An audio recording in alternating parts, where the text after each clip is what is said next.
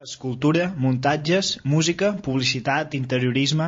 Aquestes i d'altres són les facetes que l'artista desenvolupa al seu taller. Amant dels criptogrames i l'abstracció de l'escriptura, Ripoll crea obres originals i singulars. A més, és el membre fundador i cantant ocasional del grup Virtuts Homòlogues. No ho domino, home. No es pot dominar tot a la vegada, però procuro fer el que puc, no?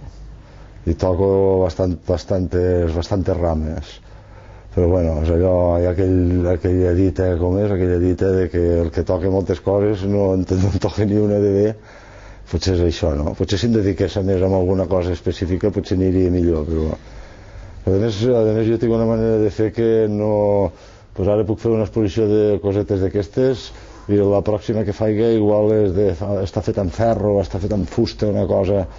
que si no em cansa, no? Jo quan veig exposicions d'aquestes que veus una exposició i al cap de 6 mesos veus una exposició del mateix tio i torna a fer el mateix, jo penso, però per què? Que no ho saps on aniràs a parar? Vull dir, és que jo ho sé on aniré a parar, no? I llavors, per què he d'estar 3 anys fent boles d'aquestes? Doncs ja n'he fet unes quantes, no? Vull dir, ja està ara. Llavors em cansa i llavors em dedico a fer una altra cosa, no? I llavors quan faig exposicions per aquí la gent no ho acaben de lligar perquè els descontrolo cada vegada s'esperen vindre allà i que veguin la continuació d'això i per mi això ja s'ha acabat, no? I llavors me'n vaig cap a un altre lloc i doncs arriben allà i a vegades dius m'agradava més l'altre, bueno, sí, ara no t'agrada tant, la pròxima t'agradarà més, no? Això és igual que les cançons. A més, si tothom agrada, què vols que et digui? Mal assunto. Si tothom te diu molt dolent, mal assunto també. Però si allà, que és el que em passa normalment, no? Un et diu, tio, fantàstic, no? I l'altre et diu, hòstia, no m'ha agradat gens. Llavors penso, ara, home, aquesta és la bona, que hi hagi una mica d'enrampada, no? Aquesta exposició, era el tot, no?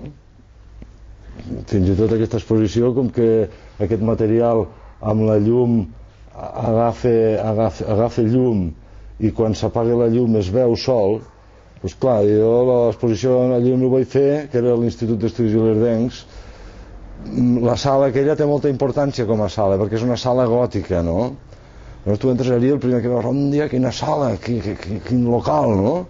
Llavors hi jugaven que es tancava la llum, el local aquell desapareixia i només quedaven les meves peces que estaven allà col·locades, que llavors tot l'altre no es veia i quedava això, no? Llavors cada 2 minuts hi havia llum i llavors es tornava a apagar i al cap de 2 minuts es tornava a encendre, es tornava a apagar, no? I tu estaves allà dintre i els nens, que normalment a la foscor els hi agafa por, molts nens que venien, a les seves mares em deien, és que aquí no li fa por, vol tornar a estar a les fosques per a veure què passa, no? Hauria de dir tacos i tot, hauria de dir. No, hi ha gent a Lleida interessant, però jo crec que no ens fan gaire cas, no? Som els últims, la cultura hauria d'estar aquí dalt de tot del triangle i estar aquí baix de tot del triangle, no? I ara jo a vegades he dit, jo ara me'n vaig al carrer Major i pregunto aquí la gent que ha anat a veure una exposició a Lleida i ens farien creus de la gent que va veure les exposicions, no? Que deuen ser 4 i al cabo, no? I aquí a Lleida hi ha gent collonuda i no passa res. I jo el que veig és que la gent que marxa, tots els hi va bé, no? I potser som tontos i no volen marxar.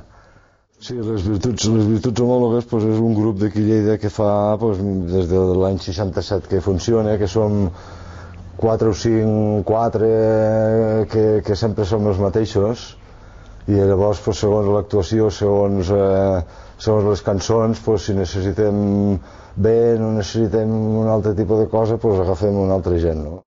Nosaltres cada setmana, cada dimecres de cada setmana des de fa, no sé, 30 i pico d'anys, no? Des del 67 fins ara, 40 anys.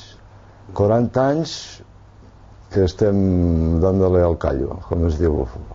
I nosaltres, ara que té l'últim, nosaltres només hem gravat un disc sencer, que és aquest que t'he donat, i un parell de discs on a dins només hi havia 3 o 4 cançons a cada disc, no? I perquè hi havia més gent.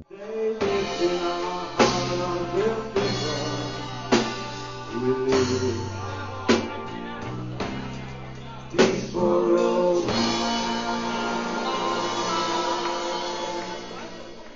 Peaceful road.